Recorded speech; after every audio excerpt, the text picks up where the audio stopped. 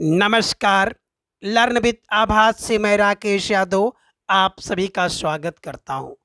आज हम शब्द अलंकार में पुनरुक्त अलंकार के बारे में चर्चा करेंगे। पुनरुक्त अलंकार एक ऐसा अलंकार है जो एकेडमिक कक्षा अर्थात 6 से लेकर 12 तक इसका कोई विशेष महत्व नहीं है, लेकिन अगर प्रतियोगी परीक्षाओं की दृष्टि से देखा जाए तो इसका बहुत महत्व है, क्योंकि पुनरुक्त अलंकार, अनुप्रास अलंकार, यमक अलंकार और विवक्षा अलंकार में इतनी समानता होती है कि परीक्षा में परीक्षार्थी गलती कर देता है। इतना ही नहीं, मार्केट में तमाम प्रकार की पुस्तकों में आपको इन चारों अलंकारों को लेकर तमाम प्रकार की गलतियां देखने को मिलती है। तो आज हम लोग पुनरुक्त अलंकार के बारे में जानेंगे और निश्चित रूप से अगर आपने पूरी वीडियो को देखा तो आज के बाद आप पुनरुक्त अलंकार में किसी प्रकार की कोई गलती नहीं करेंगे। अब पुनरुक्त अलंकार, पुनरुक्त, पुनः धन उक्ति, इन दो शब्दों के योग से बना है, जिसमें पुनः का अर्थ होता है फिर या बार बार और उक्ति का अर्थ होता है कथन, अर्थात फिर से या बार बार के कथन को पुनरुक्ति कहते हैं। आशय यह है कि जब एक शब्द या कई शब्द की आवृत्ति हो या उसको बार बार कहा जाए तो उसे पुनरुक्त अलंकार कहते हैं।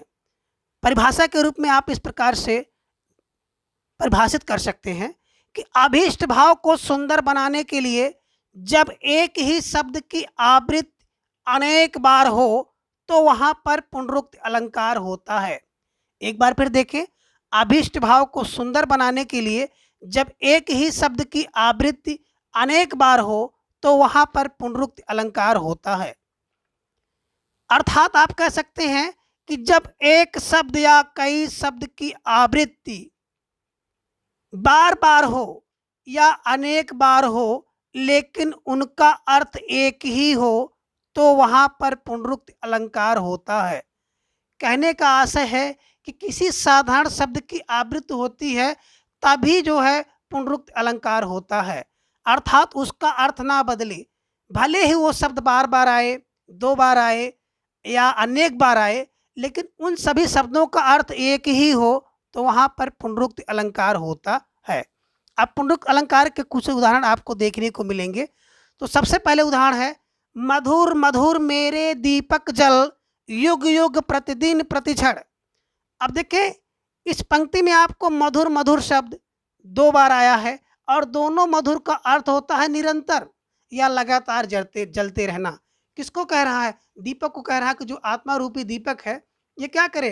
निरंतर जलते रहे, ताकि जो है क्या करे, अंधकार रूपी जो अज्ञानता है उसको दूर करे। और दूसरा आपको मिल रहा है युग युग प्रतिदिन प्रतिक्षण। इसमें क्या है? युग युग अर्थात युगों युगों तक जलता रहे। दोनों का अर्थ एक ही है, इस कारण से इस पंक्ति में पुनरुक्त अलंकार है। मधुर मधुर और युग युग शब्द की आवृत्ति हुई है, लेकिन दोनों का अर्थ क्या है? एक ही है। यहाँ पर दोनों मधुर का अर्थ एक है और यहाँ पर दोनों युग का अर्थ एक ही है।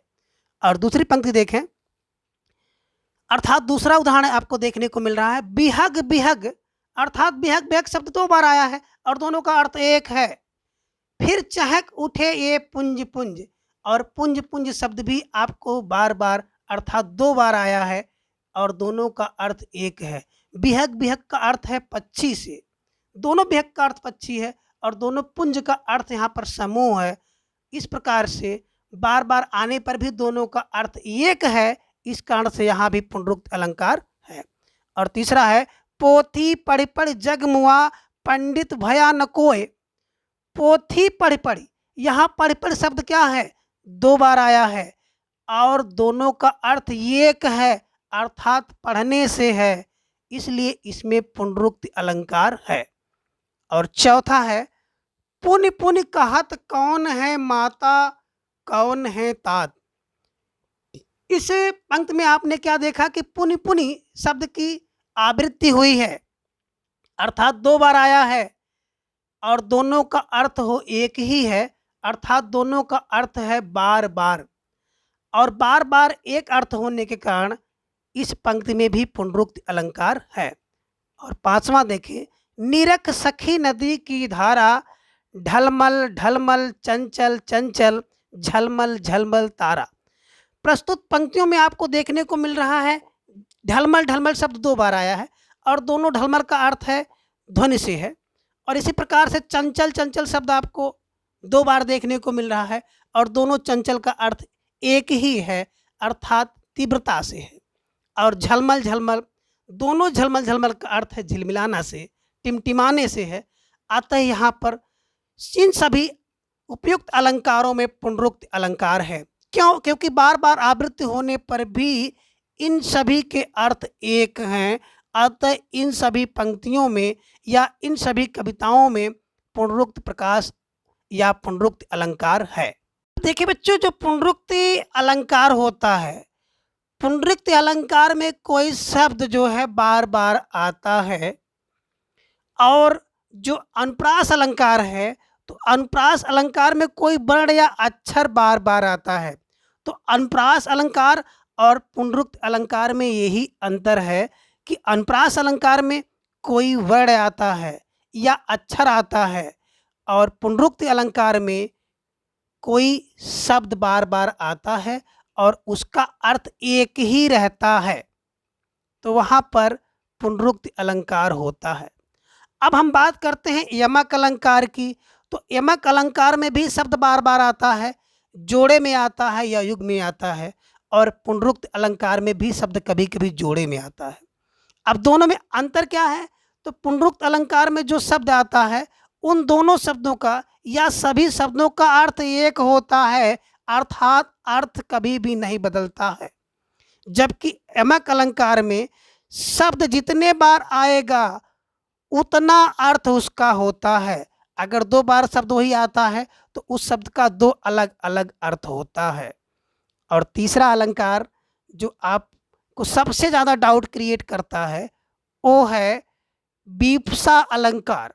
अर्थात पुनरुक्त अलंकार में कोई शब्द बार बार आता है और वो शब्द साधारण होता है और उसका अर्थ एक होता है, जबकि विवक्षा अलंकार में क्या होता है, कोई विस्मय बोधक शब्द बार बार आता है और उसका अर्थ एक ही होता है।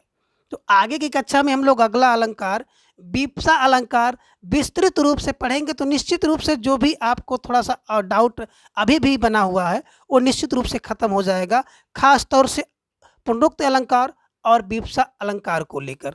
तो आज की क्लास में बस इतना। अगली क्लास में हम लोग विवक्षा अलंकार के बारे में जानेंगे। Thanks for watching.